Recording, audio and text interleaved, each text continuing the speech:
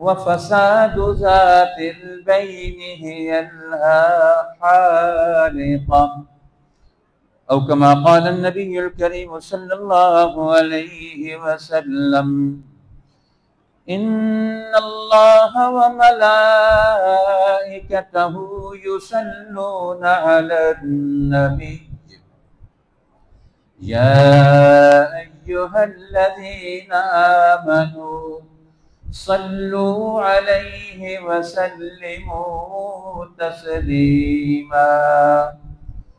اللهم صل على سيدنا محمد وعلى آله وأزواجه وأصحابه وأتباعه وبارك وسلم تسليما كثيرا كثيرا.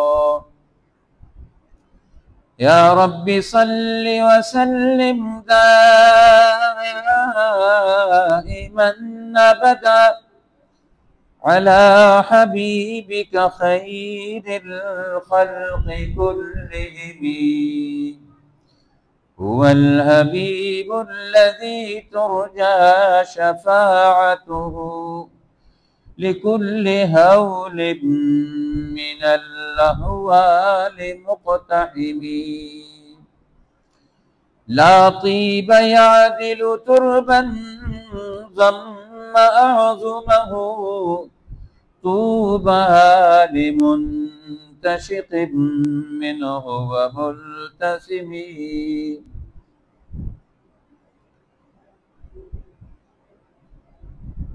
محترم حاضرین، عزیز بزرگوں اور بھائیوں، آج 29 اگست 2025 4 ربیع الاول 1447 ہجری کا یہ جمعۃ المبارک یہ ماہ مبارک ربیع الاول یہ بھی دینی تعلیمات اور تاریخ کے اعتبار سے ہمیں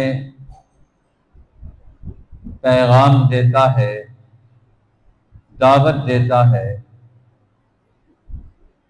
کہ ہم اس ماہ مبارک میں اپنے گرد و پیش میں پیدا ہونے والے حالات پر نگاہ ڈالیں، غور و فکر کریں، اس لیے کہ یہ ماہ مبارک اسی میں پیدائش ہوئی، ولادت ہوئی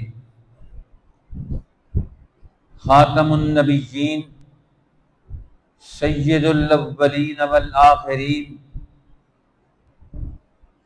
شفیع المذنبین رحمت للعالمین امام الانبیاء والرسل سیدنا محمد رسول اللہ صلی اللہ علیہ وسلم کی، اور اللہ کے پیغمبر صلی اللہ علیہ وسلم نے خود اپنی زبان مبارک سے اپنا تعارف کروایا۔ میں کون ہوں؟ فرمایا انا دعوت ابی ابراہیم، میں اپنے ابا جد الانبیاء موحد اعظم سیدنا خلیل اللہ علیہ السلام کی دعا ہوں۔ ان کی زندگی کی محنت کا حاصل بیت اللہ الحرام کی تعمیر تھا، دین حق کا یہ مرکز، توحید اور عبادت الہی کا یہ مرکز، اس کا قیام اور اس کی تعمیر یہ بہت بڑی ذمہ داری تھی، یہ عظیم ترین عمل تھا۔ ابراہیم علیہ السلام جب یہ عمل مکمل کر چکے، اب اللہ سے مزدوری لینے کا وقت آیا، تو کعبۃ اللہ کی تعمیر کے بعد کعبۃ اللہ کے مستقبل کے اعتبار سے سوچ رہے ہیں۔ کہ کعبۃ اللہ کا مستقبل کیا ہے، دین حق اور دین انبیاء کے اس مرکز کا مستقبل کیا ہے۔ اس لیے جتنا انسان کا ذہن بلند ہوتا ہے اس کی سوچ بھی بلند ہوتی، اس کی نیت بھی بلند ہوتی، اس کا ارادہ بھی اتنا ہی اونچا ہوتا ہے، پہاڑوں سے بھی اونچا، آسمانوں سے زیادہ بلند، کائنات کی ہر چیز سے زیادہ اونچا عزم و ارادہ اور نیت ہوتی انبیاء علیہ السلام کی۔ وہ چھوٹی چھوٹی نیت نہیں رکھتے ہیں اپنے ذہن میں، بلند نیت کے حامل ہیں، کعبۃ اللہ کا مستقبل سوچ رہے ہیں۔ پتھروں سے گھر بنایا اور اس کا چھت بھی نہیں ہے۔ ابراہیم علیہ السلام نے جو گھر تعمیر کیا تھا اس گھر کی چھت نہیں تھی، صرف چار دیواری لگائی تھی اللہ کے گھر کی، اور 2 دروازے رکھے تھے۔ اب گھر مکمل کر لیا، نشان بنا دیا۔ اب نشان بنا کر تعمیر مکمل کر کے اللہ کی طرف سے حکم ملا کہ اب تم پہلی ڈیوٹی تو دے دی تعمیر کعبہ کی، اس کی باطنی تعمیر کا بھی اب اگلا دور پیدا کرو، اور اس کے لیے حکم دیا وَأَذِّن فِي النَّاسِ بِالْحَجِّ۔ اب آپ حج کا اعلان کر دیں، لوگ اس گھر کا قصد کر کے، ارادہ کر کے اس کو آباد کرنے کے لیے دنیا کے ہر گوشے سے یہاں سفر کریں۔ اب ابراہیم علیہ السلام اس جنگل و بیابان میں ہے جہاں کوئی فرد بشر نہیں سوائے ان کی بیوی اور بچے کے۔ اب یہ آواز لگائیں، پیغام پہنچائیں انسانوں کو۔ تو ابراہیم خلیل اللہ علیہ السلام کعبۃ اللہ کے ارد گرد جو پہاڑ ہیں ان میں سے سب سے اونچا پہاڑ جبل ابو قبیس، صفا مروہ کے صفا کے پیچھے ہے، جس پر آج کل محلات، شاہی محلات ہے۔ کچھ عرصہ پہلے وہاں مسجد بلال یا مسجد ہلال ہوا کرتی تھی۔ جو پرانے حجاج کرام گئے ہوئے ہیں ان کو اس کا نقشہ ضرور یاد ہوگا کہ وہاں جبل ابو قبیس پر مسجد ہوا کرتی تھی جہاں شق القمر کا واقعہ پیش آیا، چاند یہاں 2 ٹکڑے ہوا۔ حرم میں بیٹھے ہوئے سرداران قریش نے یہ نقشہ دیکھا تھا، نبوت کا یہ معجزہ بھی انہوں نے دیکھا تھا، اور اس نشان کے طور پر وہ مسجد وہاں موجود رہی۔ اب وہ اس محل کے اندر چلی گئی، لیکن یہ سب سے اونچا پہاڑ تھا۔ اس پہاڑ پر چڑھ کر، چوٹی پر پہنچ کر اعلان کیا ابراہیم علیہ السلام نے کہ اللہ کا گھر ہم نے بنا دیا ہے، اب لوگوں تم اللہ کے گھر میں حاضری دینے کے لیے اپنے اپنے ٹائم پر، اپنے اپنے وقت پر تیاری کر کے پہنچو۔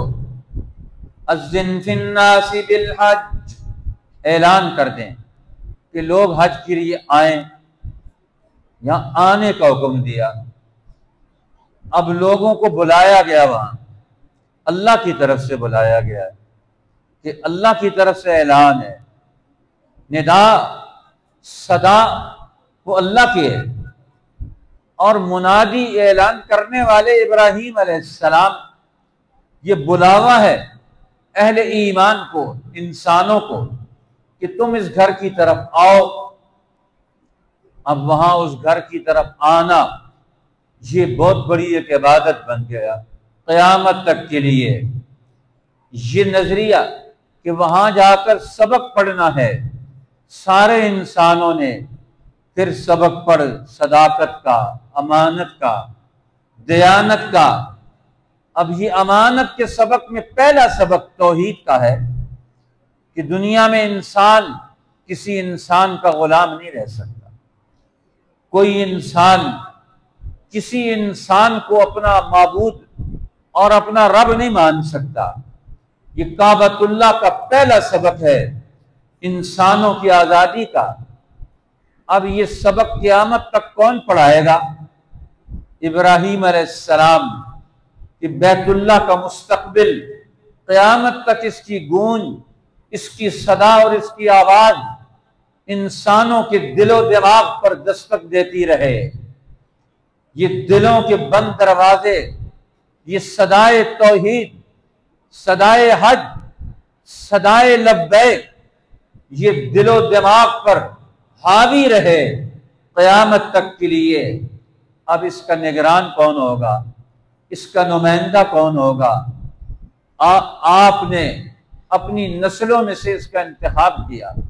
پہلے درجے میں اپنے پیارے لخت جگر سیدنا اسماعیل ذبیح اللہ کا انتخاب کیا۔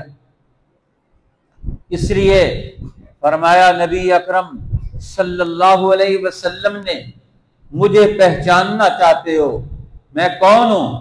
انا دعوت ابی ابراہیم، میں اپنے ابا ابراہیم علیہ السلام کی دل و دماغ سے اٹھنے والی وہ آواز اور صدا ہوں، وہ دعا ہوں جنہوں نے کعبۃ اللہ کی تعمیر پر، اللہ کے ہاں اس کی تکمیل پر، بیت اللہ کے مستقبل کے لیے، آنے والا دور پیدا کرنے کے لیے جو اس بیت اللہ کے خادم، اس کے خدمت گزار لوگ دنیا میں وجود میں آئے۔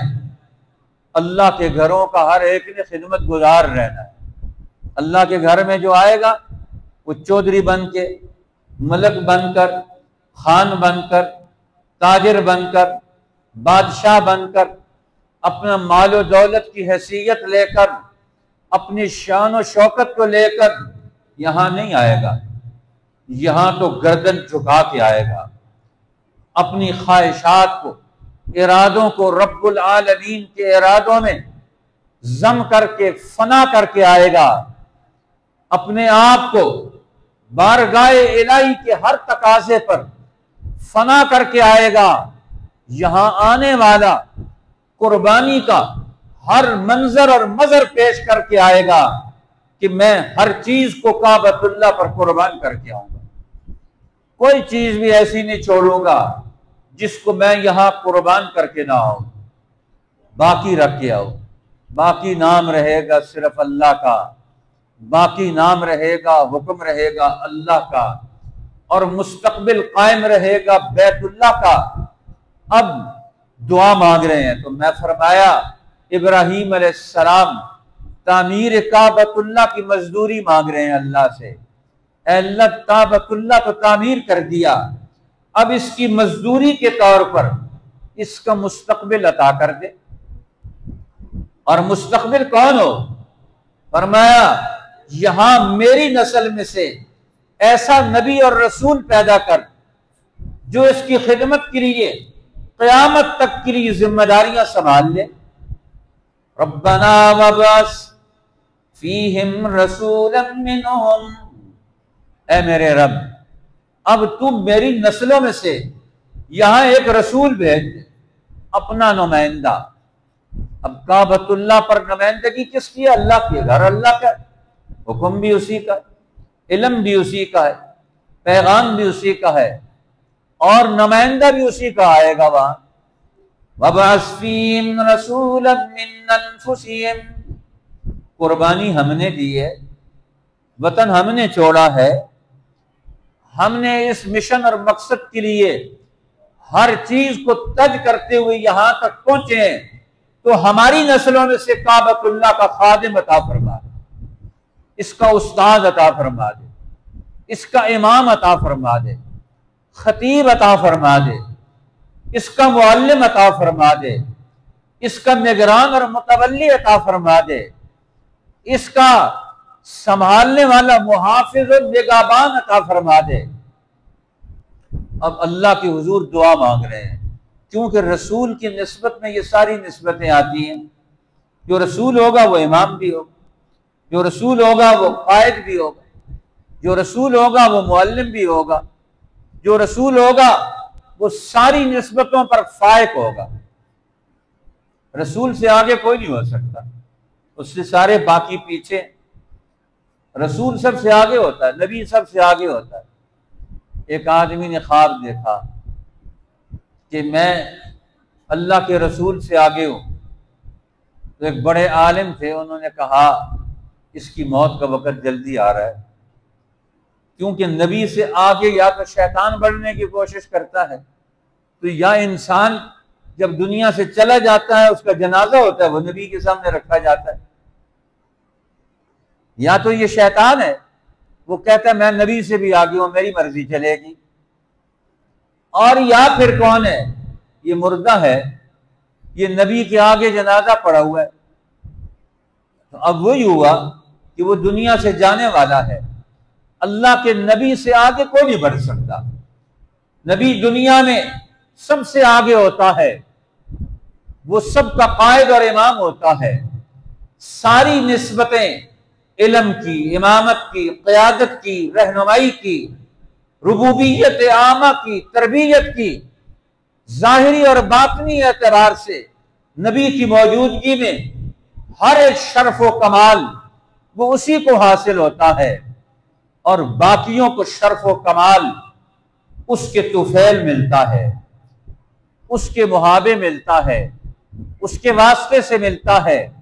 اس لیے پیغمبر اللہ اور بندوں کے درمیان سب سے بڑا واسطہ کبریٰ ہے، الفرد الوحید، سب سے بڑا عظیم نمائندہ ہے عرش عظیم کا، تجلیات الہیہ کا، علوم الہیہ کا، وہ سب سے بڑا اور عظیم ترین ترجمان اور نمائندہ ہے۔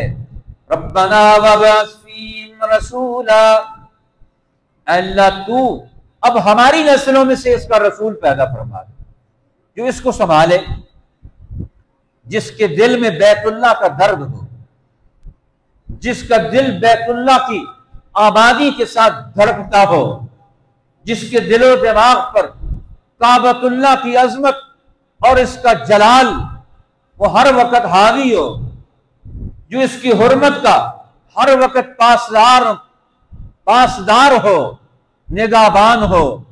اب وہ رسول ہماری نسلوں سے پیدا فرما دے، کیونکہ ہم نے اس کے لیے پہلی قربانیاں دی ہیں۔ اس لیے جو جہاں پہلے درجے کی قربانیاں دیتا ہے، دین حق کے اس مرکز کی آبادی کا اگر اس کے اندر صلاحیت موجود ہو تو سب سے پہلے وہی حقدار ہوتا ہے۔ انہی لوگوں کو وہاں کردار ادا کرنا ہے، انہی کو اللہ تعالیٰ موقع دیتا ہے، انہی کو آگے بڑھاتا ہے۔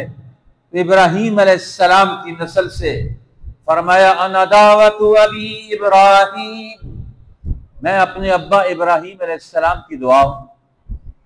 اور پھر فرمایا پہلا میں وہ خیال ہوں، وہ ایمان اور دعا ہوں، رب ذوالجلال کی عرش کو کھٹکھٹانے والا وہ موحد اعظم ابراہیم خلیل اللہ علیہ السلام کا دل و دماغ کا وہ عزم اور ارادہ ہوں، جس کو اللہ نے مجھے اس آنے والے دور میں، میرے دور میں مجھے وجود بخشا ہے، لیکن میں وہ تاریخ کی ایک حقیقت ہوں، میں ماضی کا ایک عظیم ترین خیال ہوں، انبیاء علیہ السلام کا وہ ارادہ ہوں، اس لیے میری تاریخ ہے پوری، میں کوئی نئے نویلا نہیں ہوں۔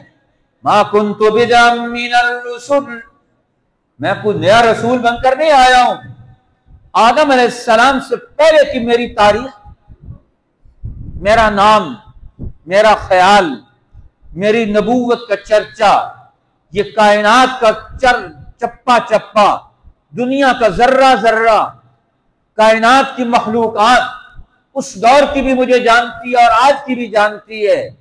اس تاریخ کی، اس کائنات کی اللہ کے بعد سب سے بڑی حقیقت میں ہوں، سب سے بڑی اہمیت کا حامل، اس کائنات کا سب سے اونچا خیال میں ہوں۔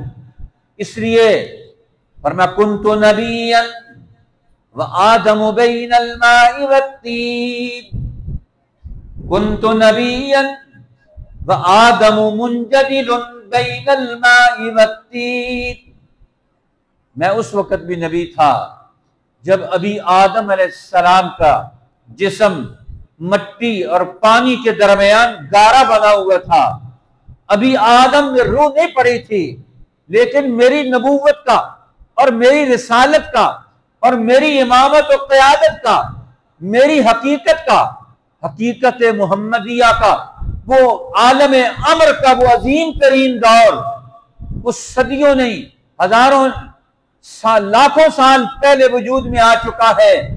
کائنات کی وجود کے ساتھ ہی رب العالمین نے اس مستقبل کا بھی تعین کر کے رکھا ہوا ہے۔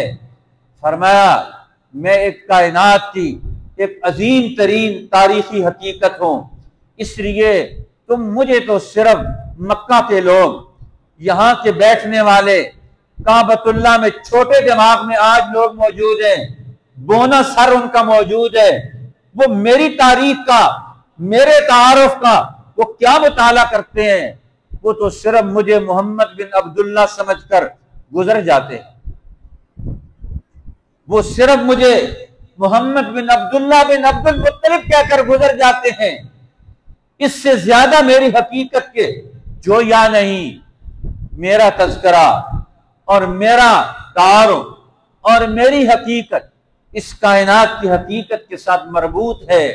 انا دعوت ابی ابراہیم، جہاں آدم علیہ السلام کے دور سے پہلے کی میری حقیقت ہے، اور پھر اس حقیقت کو دنیا میں لانے کے لیے ہر پیغمبر دعا کرتا رہا ہے میرے لیے، آدم علیہ السلام سے لے کر ابراہیم علیہ السلام تک، اور ابراہیم علیہ السلام سے لے کر عیسیٰ علیہ السلام تک اللہ کی رحمتوں کا ہر پیغمبر دروازہ کھٹکھٹاتا رہا ہے کہ نبیوں کا آخری ترجمان رب العالمین دنیا میں اسے پورے کمال کے ساتھ، پوری تجلیات کے ساتھ، پورے اعزاز و اکرام کے ساتھ، انبیاء کے پورے علوم کی ساری عظیم ترین دولت و ثروت کے ساتھ، مستقبل کے پورے سامان کے ساتھ، جب انسانوں کو جس جس چیز کی ضرورت پڑے اس نبی کو دنیا میں بھیج دے۔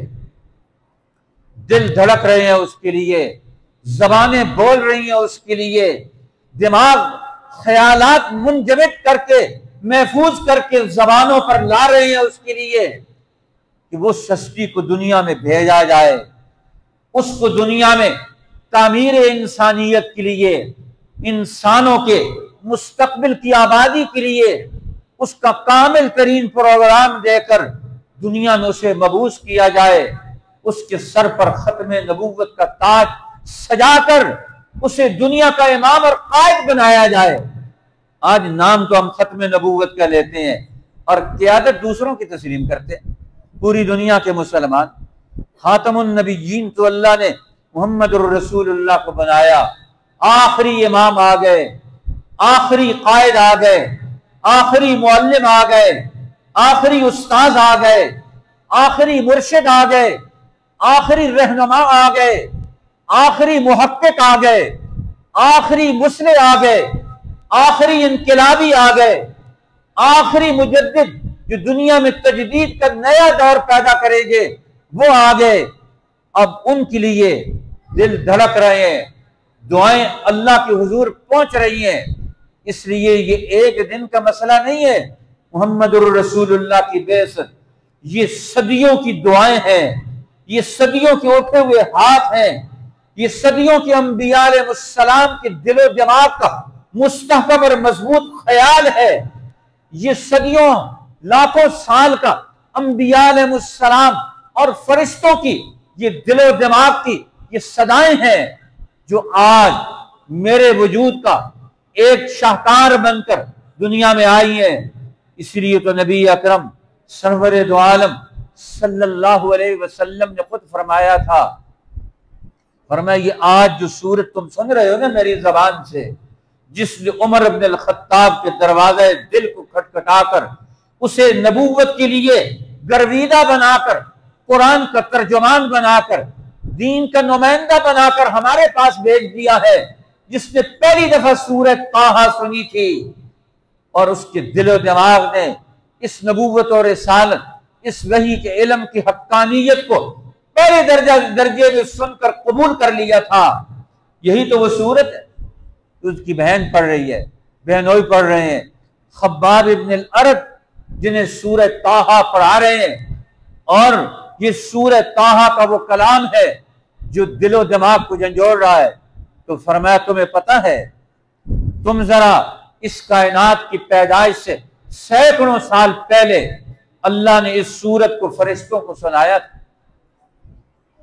جب فرشتوں نے یہ سورت سنی تھی، طٰہٰ ما انزلنا علیک القرآن لتشقى، اب جب یہ سورت انہوں نے سنی تھی، فرشتوں نے بے ساختہ پکار اٹھے، کہنے لگے طوبی لألسنۃ قرأها۔ ابھی کائنات کا کافی سارا مرحلہ باقی ہے، زمین و آسمان کی تخلیق کے مرحلوں سے پہلے قرآن کی یہ سورت، یہ مستقبل کی یہ سند گری وجود میں آ چکی تھی اللہ کے علم میں، اور اللہ نے فرشتوں کو یہ سورت سنائی، وہ بے ساختہ کیا اٹھے، طوبی لألسنۃ قرأها، کیا خوب زبانیں ہوگی جو اس قرآن کو پڑھیں گی، جو اس سورت کی تلاوت کریں گی۔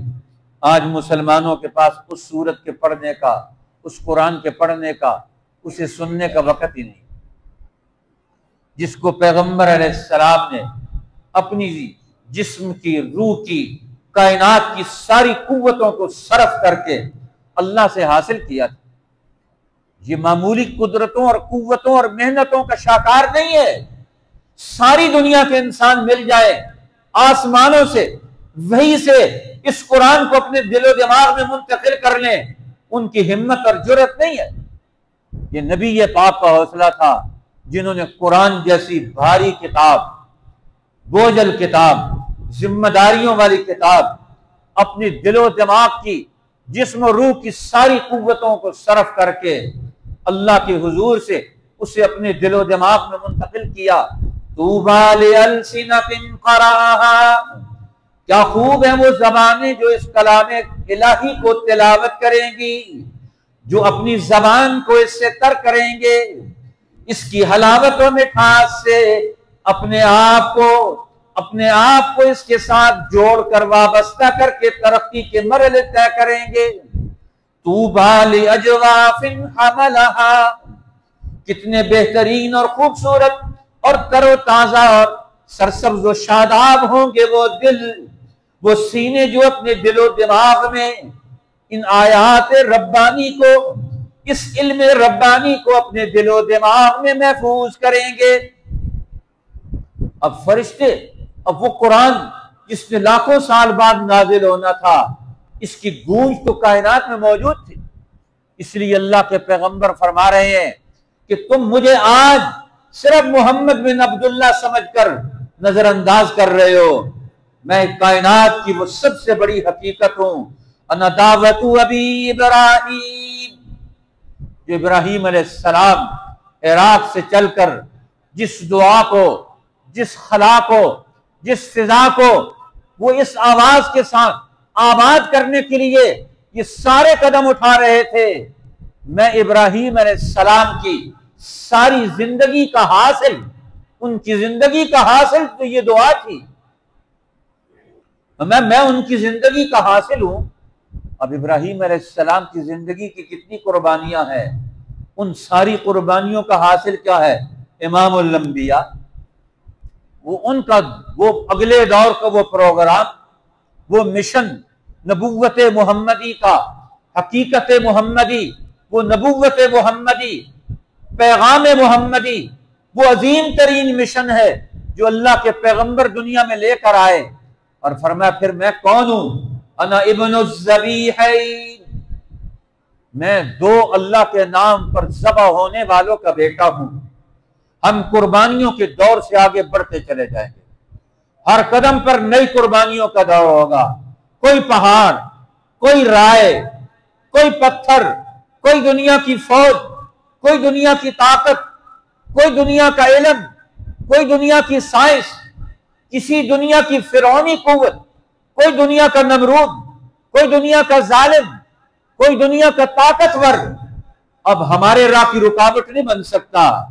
انا ابن الذبیحین، ہماری جو تاریخ ہے قربانیوں کی، میرے جد امجد دوسرے سیدنا اسماعیل ذبیح اللہ، انہوں نے قربانی دے کر اپنی اس گھر کو آباد کیا، انہوں نے قربانی دے کر اپنے وطن کی، اپنے خاندان کی، اس نبوت کے اگلے دور کو پیدا کیا، انسانیت کے اگلے دور کو وجود بخشا۔ ان کی راہ میں کوئی نمرود نہیں رکاوٹ بن سکتا۔ تو محمد الرسول اللہ آج جو نبوت کا پیغام لے کر دنیا میں آ رہے ہیں، یہ جو صبح نور محمدی قرآن کے علم کی روشنی میں، یہ جو قرآن کا نور پیغمبر اعظم کے قلب اطہر سے دنیا میں آگے بڑھے گا، اب اس کی صدا میں بھی کوئی چیز رکاوٹ نہیں بن سکتی۔ جو رکاوٹ بنے گی وہ پاش پاش ہو کر، ریزہ ریزہ ہو کر وہ اپنا وجود کھو بیٹھے۔ جس طرح اللہ کا وجود حقیقی ہے، اسی طرح قیامت تک کے لیے نبوت محمدی کا وجود بھی حقیقی وجود ہے۔ یہ علم بھی حقیقی علم، یہ کائنات کے اوپر اثر انداز ہونے والا علم ہے، دلوں کو بدلنے والا علم ہے، ارادوں کو بدلنے والا علم ہے۔ قوموں کے ارادے، سرداروں کے ارادے، حکمرانوں کے ارادے، تاجروں کے ارادے، ماں باپ کے ارادے، ہر محبت کا اگلا قدم اس محبت کے ساتھ جڑ کر ایک نئی جلوہ گاہ بنے گا۔ تم دیکھو تو صحیح، انا ابن الذبیحین، میں دو ذبیحوں کا بیٹا ہوں، اسماعیل علیہ السلام اور میرے ابا عبداللہ، وہ بھی ان کو بھی ذبح کرنے کا ان کے والد گرامی عبد المطلب نے فیصلہ کیا تھا کہ کعبۃ اللہ کی تعمیر کے مرحلے کی جو تکمیل ہے، اب اگلے دور میں اس کا جو روحانی اور مادی فیض ہے، اس کا ایک مظہر آب زمزم ہے۔ اب آب زمزم بنو جرم نے اس کو چھپا دیا تھا، دفن کر کے چلے گئے تھے۔ اب اگلے دور میں یہ ظاہر ہونا ہے، اب لوگ اسے ظاہر نہیں ہونے دینا چاہتے۔ اب عبد المطلب اکیلے اللہ سے دعا مانگتے ہیں، اے اللہ تو مجھے اپنے بچوں میں سے، نسلوں میں سے مجھے خاندانی قوت دے، میرے بیٹے جو میری قوت اور طاقت بن جائیں، اور میں کعبۃ اللہ، انبیاء کے اس مرکز کو، دین فطرت اور دین اسلام کے اس مرکز کی نشانیوں کو قائم کرتے ہوئے آگے بڑھتا چلا جاؤں، آب زمزم میں کھود سکوں۔ آج یہاں کے باسی رکاوٹ ہیں، میری نسل سے مجھے بیٹے عطا کر دے۔ اب اکیلے تھے، اللہ نے 12 بیٹے دیے اور یہ ارادہ کیا جو بیٹا سب سے مجھے پیارا ہوگا اسے تیرے نام پر، تیرے گھر پر میں اسے قربان کر دوں گا۔ پچھلے دور کی یہ بھی ایک مثال تھی، سابی دور کی، کہ وہ بتوں کے نام پر، عبادت گاہوں پر اپنے بچوں کو قربان کرتے تھے۔ لیکن ابراہیم علیہ السلام نے نیا دور پیدا کیا تھا، پچھلے دور کو یہاں مکمل کر دیا ذبیح اللہ پر۔ اب کوئی بچہ قربان نہیں ہوگا، اب قربانی انسان ضرور دیں گے اپنے اپنے دور میں، لیکن یہ قربانی کا، عبادت کا، اللہ کے قرب کا یہ دور نہیں آئے گا۔ اب اللہ نے فیصلہ کر دیا، حکم دیا تھا اسماعیل علیہ السلام کے ذبح کا، اور نتیجہ نکالا مینڈے کے ذبح کا، کہ اب انسانیت کے بقا کا دور آ رہا ہے، اب انسانیت کی تعمیر کا دور آ رہا ہے، اب انسانوں کو تحفظ کا دور آ رہا ہے، اب انسانوں کی عزت کا دور آ رہا ہے، اب انسانوں کی تکریم کا دور آ رہا ہے، ان کی جانوں کو ضیاع سے بچانے کا دور، نقصانوں سے نکالنے کا دور آ رہا ہے، ان کی ہلاکتوں کے ختم کرنے کا دور آ رہا ہے، ان کی تباہیوں کو دور کرنے کا دور آ رہا ہے۔ اب نیا سورج طلوع ہوگا اسماعیل ذبیح اللہ کے دور سے، اور اس کی تکمیل کریں گے محمد الرسول اللہ۔ اب انسانوں کی ہلاکت کا دور نہیں ہے، یہ تو ہماری ناکامیاں ہیں۔ ہم نے وہ راستہ چھوڑ دیا، وہ دروازہ چھوڑ دیا، وہ چوکھٹ چھوڑ دی، وہ نظریہ چھوڑ دیا۔ آج مسلمانوں نے وہ علم چھوڑ دیا، وہ پیغام پیٹھ کے پیچھے ڈال دیا، کعبۃ اللہ اور اس کی تاریخ سے، اس کے مستقبل سے غافل ہو گئے۔ امام الانبیاء اور تاریخ انبیاء کے اس عظیم ترین کردار سے اپنے آپ کو ہٹا کر ختم نبوت کا وہ تاج جو امامت کی شکل میں امام الانبیاء کے سر پر رکھا گیا تھا، آج مسلمانوں نے ہر علاقے میں اپنے اپنے قائد بنا کر ختم نبوت کا عملی انکار کر دیا. کہیں تو عقیدے کا انکار ہے نئے نبی مان کر، اور کہیں جھوٹے رہنما جو قرآن کے مقابلے میں ہے، جہاں ظالم رہنما جو انسانوں کی تباہیوں کے بربادیوں کے فیصلے کرتے ہیں اپنے قلم سے، ان کو دنیا میں رہنما مان کر، ان کو قائد مان کر، ان کی طاقتوں کو تسلیم کر کے آج ہم نے ختم نبوت کا عملاً انکار کیا. کیا حضرت عمر کے سامنے دنیا کا کوئی بدماش جو انسانوں کی گردنوں کو قتل کرنا چاہتا ہو وہ ٹھہر سکا ہے؟ جو انسانوں کی تباہی اور بربادیوں کے فیصلے کرنے والے حکمران اور لیڈر اس دور کے مسلمانوں کی ان کے قدموں کی وہ اس کے قدموں کی دمک سے بھی وہ لرزتے تھے کہ آج ہم دنیا میں انسانوں کے قتل کا، تباہی اور بربادی کا کوئی فیصلہ نہیں کر سکتے. آج وہ دور لد گیا جس میں انسانوں کو تباہ کیا جاتا تھا، برباد کیا جاتا تھا.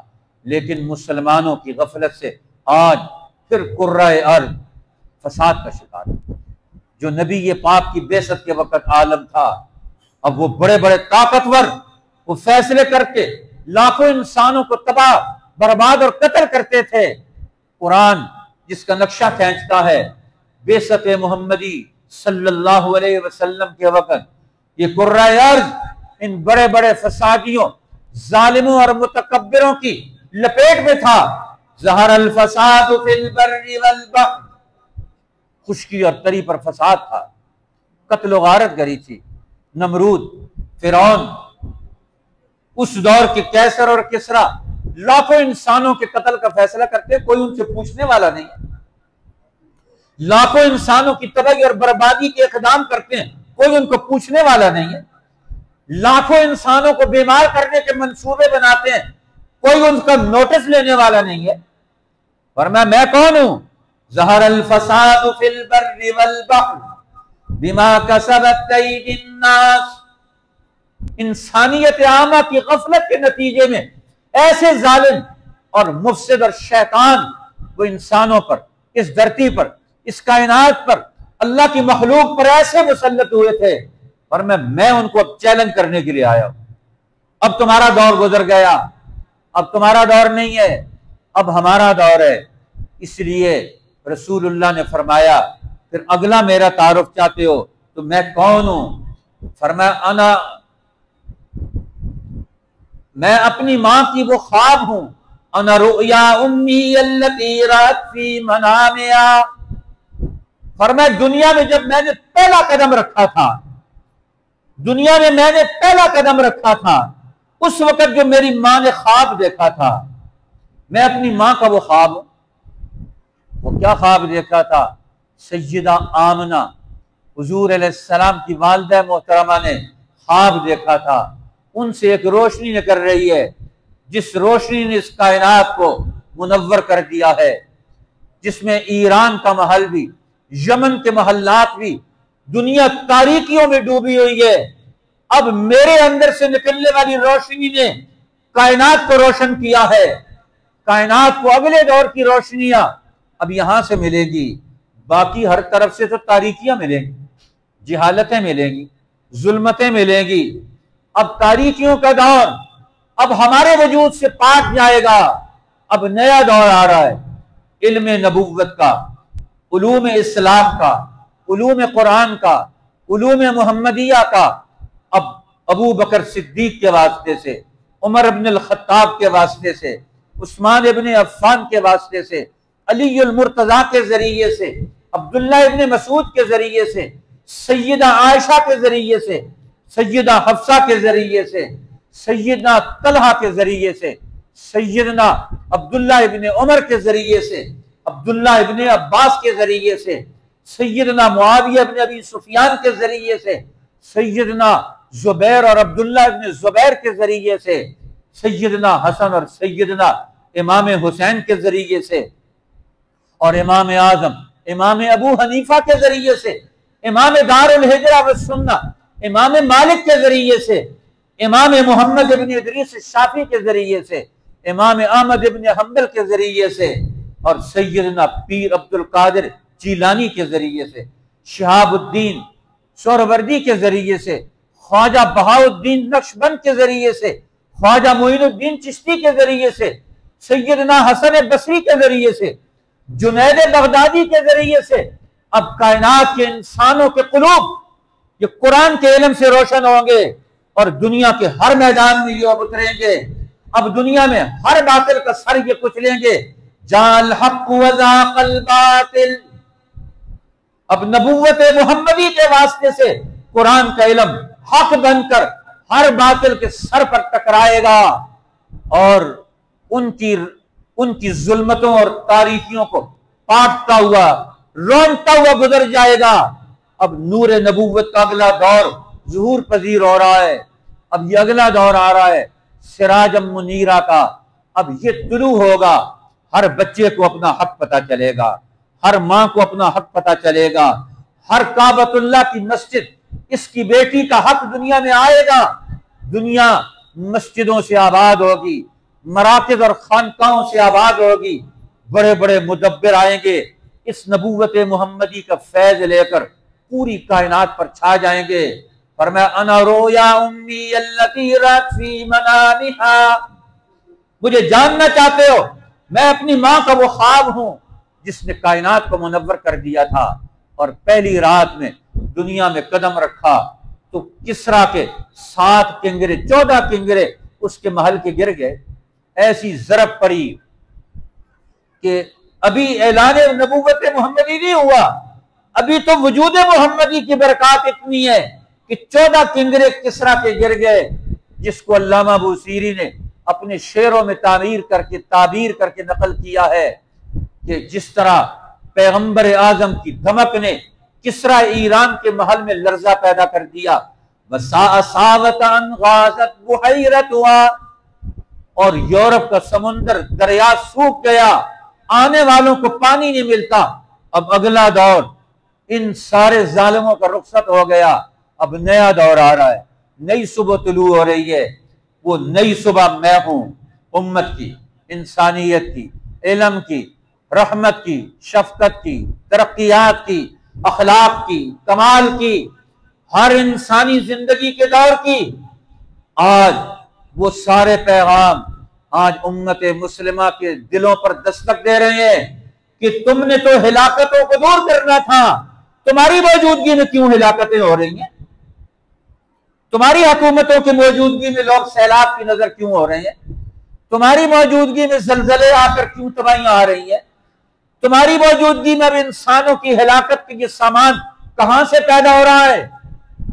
یا تو نبوت محمدی کا دامن چھوڑ دو، یا دنیا کے لیے وہ صبح، امید کی صبح بن کر طلوع ہو جاؤ۔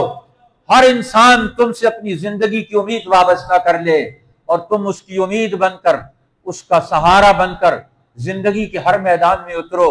پھر تو تمہارا محمد رسول اللہ سے کوئی تعلق ہے۔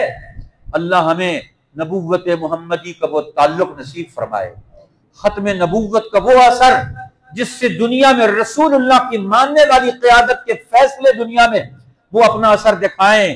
آج مسلمان وہ صلاحیت، وہ قوت، وہ طاقت، وہ علم، وہ اخلاق، وہ جماعت، وہ عمل، وہ دعا بن کر دنیا میں اتریں۔ اللہ ہمیں ان ساری قوتوں کا مظہر بننے کی توفیق عطا فرما دے۔ وآخر دعوانا الحمدللہ رب العالمین، سنت ادا فرما دیں۔